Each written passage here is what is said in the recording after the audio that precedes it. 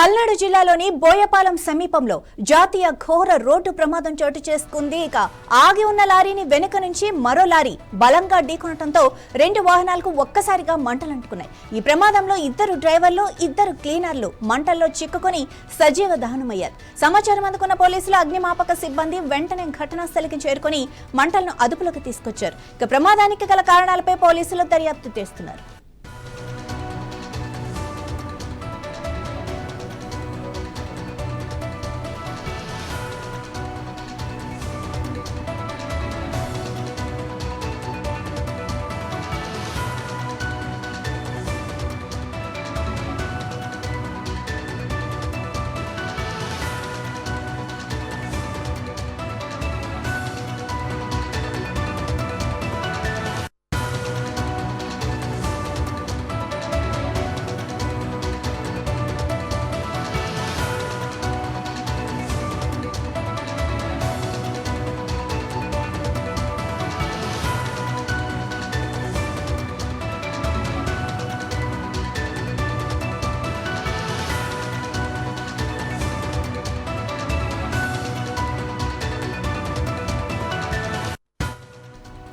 పల్నాడు జిల్లాలోని బోయపాలెం సమీపంలో జాతీయ రోడ్డు ప్రమాదం సంభవించింది. ఇక ఆగి ఉన్న లారీని వెనుక నుంచి మరో లారీ బలంగా ఢీకొనడంతో రెండు వాహనాలకు ఒక్కసారిగా మంటలంటుకున్నాయి. ఈ ప్రమాదంలో ఇద్దరు డ్రైవర్లు, ఇద్దరు క్లీనర్లు మంటల్లో చిక్కుకొని సజీవ దహనమయ్యారు. ఇక సమాచారం అందుకున్న పోలీసులు, అగ్నిమాపక సిబ్బంది కూడా వెంటనే ఘటనా స్థలికి చేరుకొని ఆ మంటలను అదుపులోకి తీసుకొచ్చే ప్రయత్నాలు చేశారు.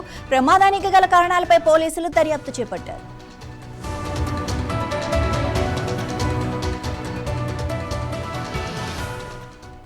ఇదే విషయానికి సంబంధించి మరింత సమాచారం మా ప్రతినిధి కృష్ణ అందిస్తారు. కృష్ణ, ఈ రెండు లారీలు ఇలా ఢీకొట్టుకోవడానికి స్పీడే కారణం అనుకోవచ్చా, లేకపోతే నిద్రమత్తా, ఎలా చూడాలి?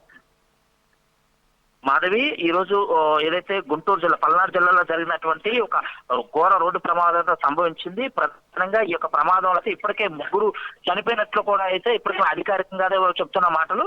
ప్రధానంగా ఏదైతే గుంటూరు నుంచి చిలకలూరుపేట వైపు వెళ్తున్నటువంటి లారీ సడన్ గా దాంట్లో ఉన్నటువంటి బ్రేక్ డౌన్ అవటం వల్ల గుంటూరు జిల్లాలో ఉన్నటువంటి బోయపాలెం దగ్గర రోడ్డు పైన అయితే వెహికల్ అయితే నిలుపుదల చేసిన పరిస్థితి కనిపిస్తుంది.